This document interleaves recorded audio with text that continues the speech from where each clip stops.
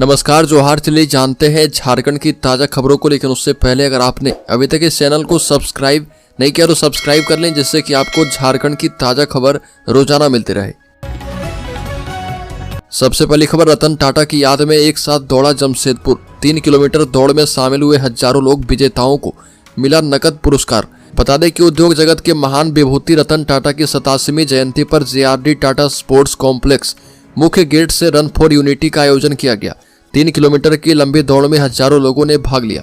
इससे पहले सभी प्रत्याशियों के बीच शर्ट का वितरण किया गया। दौड़ में पहले स्थान पर रहे बबलू टुडू को 3100 रुपए का इनाम दिया गया है। अगली खबर, आवासीय भवन का व्यावसायिक उपयोग करने वाले 34 भवन मालिकों को नोटिस। रांची नगर निगम अब ऐसे भवनों पर अधिनियम के तहत होल्डिंग टैक्स वसूलेगा। निर्धारित होल्डिंग टैक्स का 150% जुर्माने के रूप में वसूला जाएगा। जुर्माने की राशि नहीं देने पर संबंधित भवन मालिक के बैंक अकाउंट को फ्रीज करने के साथ ही भवन को भी सील करने की कार्रवाई की जा सकती है। बता दें कि रांची नगर निगम ने उन लोगों पर कार्रवाई शुरू कर दी है जो आवासीय भवन का होल्डिंग टैक्स लेकर भवन का व्यावसायिक उपयोग कर रहे हैं। ऐसे 34 लोगों को नोटिस भेजा गया है। अगली खबर, मनमोहन सिंह ने RTI एवं मनरेगा योजना लागू की, जिसे पूरे देश में सराहा गया। झारखंड सरकार के मंत्रियों एवं प्रदेश कांग्रेस के नेताओं ने रांची से दिल्ली पहुंचकर पूर्व PM डॉक्टर मनमोहन सिंह के पार्थिव शरीर का अंतिम दर्शन किया और श्रद्धांजलि अर्पित की। पूर्व अध्यक्ष राजेश ठाकुर ने कहा कि डॉक्टर मनमोहन सिंह के नेतृत्व में RTI, राइट टू सर्विस और मनरेगा जैसी योजनाओं को लागू करने के प्रयासों को पूरे देश ने सराहा है। स्वास्थ्य मंत्री इरफान अंसारी ने कहा कि उनके कार्यकाल में देशवासी भयमुक्त और आर्थिक रूप से संतुष्ट महसूस करते थे।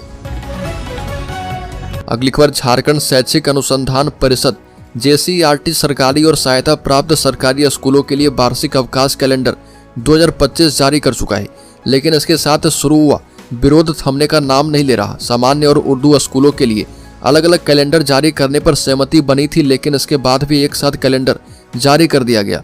उर्दू शिक्षक संघ के केंद्रीय महासचिव अमीन अहमद ने कहा कि JCERT द्वारा इसी साल 30 अगस्त को उर्दू और सामान्य विद्यालयों के लिए अलग अलग कैलेंडर जारी करने की स्वीकृति दी गई थी, लेकिन ऐसा नहीं किया गया। अगली खबर, गेतलसूर डैम में 100 मेगावाट के सोलर प्लांट का काम रुका, मजदूरों को मिली धमकी। गेतलसूर जलाशय पर 100 मेगावाट का फ्लोटिंग सोलर संयंत्र लगाया जाना है। इस काम के लिए मेसर्स L&T लिमिटेड को कार्य आवंटित किया गया है, लेकिन यहाँ शुरू होने वाला कार्य बाधित हो गया है। जलाशय में वाणिज्यिक गतिविधियां चलाने वाले लोग साइट पर निर्माण कार्य शुरू करने से कंपनी को रोक रहे। वे लोग मजदूरों को भी धमका रहे हैं। इस संबंध में काम कर रही कंपनी मेसर्स L&T लिमिटेड के प्रबंधन ने सिकिदरी थाना झारखंड वितरण निगम लिमिटेड के प्रबंध निदेशक एवं संबंधित अन्य अधिकारियों को इस संबंध में जानकारी दी।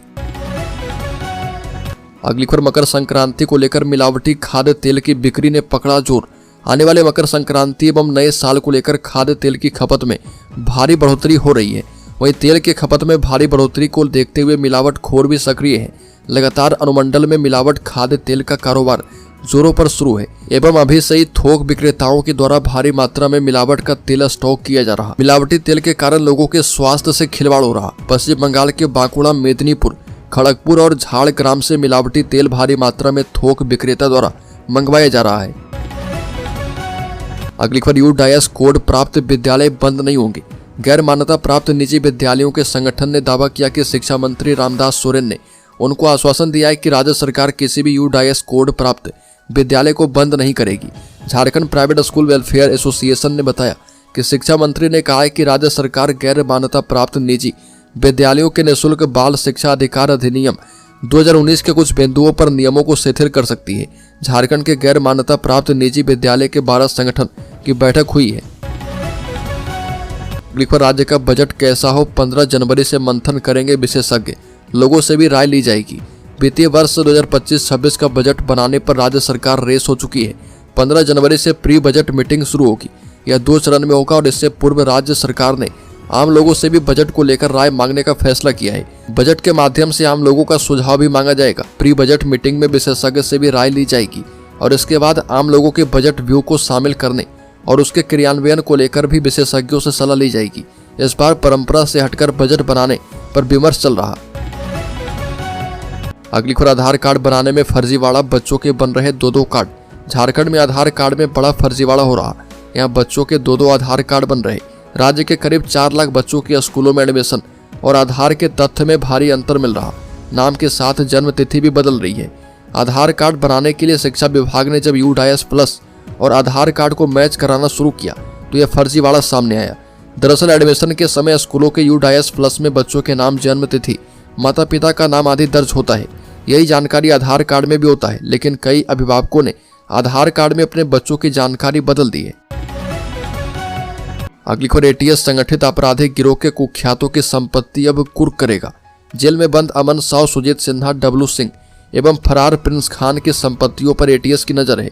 झारखंड में कारोबारियों, ठेकेदारों एवं ट्रांसपोर्टरों से लेवी रंगदारी वसूल करके संगठित आपराधिक गिरोह चलाने वाले कुख्यात अपराधी अकूत संपत्ति खड़ी कर रहे। अब ऐसे कुख्यातों पर अंकुश लगाने के लिए झारखंड पुलिस के आतंकवाद निरोधक दस्ता उनकी संपत्ति कुर्क करने की तैयारी कर रही है। ATS झारखंड ऐसे कुख्यातों की अचल संपत्तियों का पता लगा रहा ताकि उन्हें कुर्क किया जा पाए। ATS जिन कुख्यातों की संपत्ति का पता लगा रहा उनमें जेल में बंद अमन साव, सुजीत सिन्हा, डब्लू सिंह और फरार प्रिंस खान शामिल है। अगली खबर, झारखंड मुक्ति मोर्चा में वापसी नहीं करेंगे चंपई सोरेन, कहा कि फैलाई जा रही झूठी अफवाह। झारखंड के पूर्व मुख्यमंत्री और भारतीय जनता पार्टी के विधायक चंपई सोरेन ने झारखंड मुक्ति मोर्चा में वापसी की बात से पूरी तरह से इनकार कर दिया है। उन्होंने साफ तौर पर कहा कि किसी भी परिस्थिति में उनका झारखंड मुक्ति मोर्चा में लौटने का कोई भी इरादा नहीं है। मरांडी ने सोशल मीडिया पोस्ट में लिखा कि एक बार फिर कुछ न्यूज पोर्टल के जरिए मेरे बारे में झूठी अफवाहें फैलाई जा रही है। एक साजिश के तहत बार बार ऐसा करके समर्थकों में भ्रम पैदा करने और मुझे बदनाम करने की कोशिश की जाती है।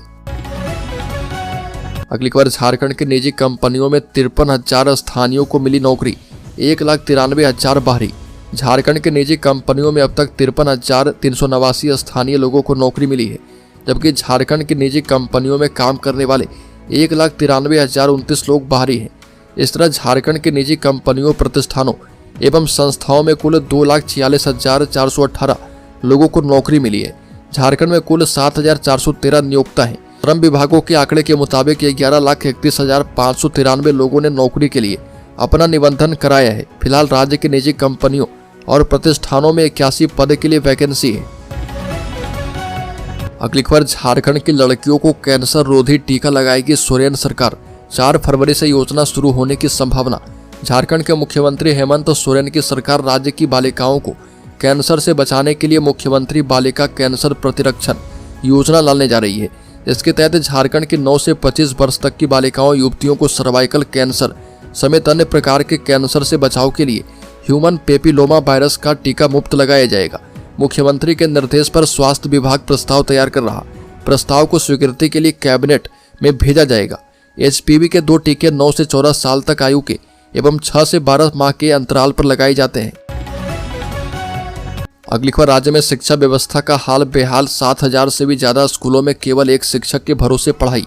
केंद्रीय शिक्षा मंत्रालय द्वारा जारी UDIS प्लस की रिपोर्ट में 2022-23 की रिपोर्ट जो आई है उसमें झारखंड की स्कूलों को लेकर हैरान कर देने वाले तथ्य सामने आए।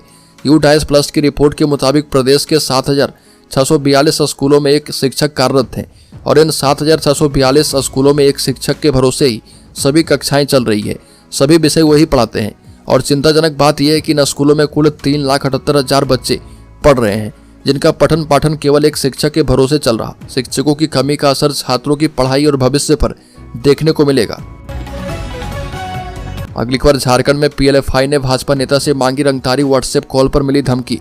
रांची में उग्रवादी संगठन अपना वर्चस्व कायम करने के लिए अलग अलग व्यवसाय से जुड़े कारोबारियों से रंगदारी मांग रहे। ताजा मामला, PLFI संगठन की ओर से भाजपा नेता सब बिल्डर रमेश सिंह से रंगदारी की मांग की गई है। भाजपा नेता ने इस संबंध में सुखदेव नगर थाने में प्राथमिकी दर्ज करवाई है। हालांकि कितनी राशि मांगी गई यह स्पष्ट नहीं है। भाजपा नेता ने थाने में दिए आवेदन में बताया कि उनके मोबाइल फोन पर एक व्यक्ति ने व्हाट्सएप कॉल किया। उसने खुद को PLFI संगठन से जुड़े होने की बात कही, साथ ही धमकी दी कि संगठन के कमांडर के अलावा उन पर सदस्यों की नजर है। अगली खबर, 360 डिग्री कैमरे से होगी सिटी की निगरानी। रांची में क्राइम कंट्रोल की फुल प्रूफ प्लानिंग। सिटी में क्राइम कंट्रोल के लिए पुलिस ने एक नया प्लान तैयार किया। झारखंड पुलिस अब अपने सभी पेट्रोलिंग व्हीकल में डिफरेंट टाइप का कैमरा लगाएगी। यह कैमरा 360 डिग्री एंगल वाला कैमरा होगा। विभाग की ओर से इसकी तैयारी शुरू कर दी गई है। इसके लिए पुलिस विभाग ने एक एडवर्टीजमेंट जारी किया है जिसमें इस प्रकार के कैमरे की डिमांड की गई है। विभाग की ओर से निर्णय किया गया है कि इस बार कैमरे की खरीदारी सीधे तौर पर नहीं की जाएगी, बल्कि कैमरे की क्वालिटी को परखा जाएगा। बेहतर सर्विस देने वाले कैमरे ही पुलिस वाहनों पर लगाए जाएंगे। अगली खबर, पोते के विधायक बनने के बाद भी दादी बेच रही सब्जी। टाइगर जयराम महतो की दादी का फोटो वायरल। बता दें कि झारखंड के डुमरी विधायक जयराम महतो की दादी की तस्वीर सोशल मीडिया पर वायरल हुई। इस तस्वीर में जयराम महतो की दादी 84 वर्षीय झुपरी देवी सब्जी बेचती हुई नजर आ रही है। सोशल मीडिया पर वायरल यह फोटो धनबाद के तोप चाची हटिया का बताया जाता है कि बचपन में ही जयराम महतो के पिता का निधन हो गया था। पिता की मौत के बाद परिवार की जिम्मेदारी दादी और मां के कंधे पर आ गई थी। तब दादी और मां ने सब्जी बेचकर उन्हें पढ़ाया और पालन पोषण किया। आज उनका पोता विधायक बन चुका है, लेकिन आज भी दादी बाजार में सब्जी बेचती है। अगली खबर, न्यू ईयर के जश्न में कोई नहीं डाल पाएगा खलल। छेड़खानी और हुड़दंग करने वालों पर रहेगी पैनी नजर। पूर्वी सिंहभूम जिले के सभी थाना प्रभारियों को नए इस वर्ष के दौरान विशेष रूप से हुड़दंग करने वाले और छेड़खानी करने वालों पर पैनी नजर रखने और सुरक्षा व्यवस्था का ख्याल रखने को कहा गया। पुलिस बलों से कहा गया कि 31 दिसंबर की रात से ही हर चौक चौराहे पर जांच अभियान चलाएं। ग्रामीण SP Rishabh Garg, city SP Kumar Shivashish, CCR DSP Manoj Thakur और पुलिस बल ने जुबली पार्क में पैदल मार्च किया। अगली खबर, सारंडा में नक्सलियों के खिलाफ सुरक्षा बल का नया एक्शन प्लान तैयार। अब सहयोगियों पर भी प्रशासन की नजर। पश्चिमी सिंहभूम जिले के सारंडा जंगल में केंद्रीय बलों के साथ मिलकर झारखंड पुलिस नक्सलियों के विरुद्ध निर्णायक लड़ाई की ओर बढ़ रही है। करीब 2 साल से चल रहा यह अभियान अब अंतिम दौर में है। सुरक्षा बलों ने बूढ़ा पहाड़ पर ऑपरेशन ऑक्टोपस एवं बुलबुल, जंगल में ऑपरेशन डबल बुल के दौरान जिस तरह से नक्सलियों का हुक्का पानी बंद किया था और सफलता हासिल की थी, उसी तरह सारंडा में भी अभियान तेज है। यहाँ भी सुरक्षा बल नक्सलियों का हुक्का पानी पूरी तरह से बंद करने वाले हैं। बता दें कि हाल के महीनों में नक्सलियों तक राशन, दवाइयां, हथियार, विस्फोटक पहुंचाने वालों की पहचान से लेकर उन पर कार्रवाइयां तक हुई है। यही वजह है कि सारंडा में करीब 1 वर्ष से अधिक समय में से सभी बड़े फरार नक्सली घिरे हुए हैं। अगली खबर, झारखंड के शेयर होल्डर्स इन्वेस्टर्स के लिए बड़ी खबर। साप्ताहिक छुट्टी के चलते शेयर बाजार बंद। पेट्रोल डीजल के दाम में कोई बदलाव नहीं हुआ। बीएसएनएल के 19,000 एम्प्लॉयज की नौकरी जाने की खबर सबसे ज्यादा इस बार सुर्खियों में है। टेलीकॉम डिपार्टमेंट सरकारी टेलीकॉम कंपनी भारत संचार निगम लिमिटेड यानी बीएसएनएल में दूसरी वॉलेंटरी रिटायरमेंट स्कीम लागू करने की योजना बन रही है, जिसके तहत डिपार्टमेंट जो है वित्त मंत्रालय की मंजूरी लेने के लिए जा रहा। वहीं इस हफ्ते सोने चांदी के दामों में बढ़त देखने को मिली है।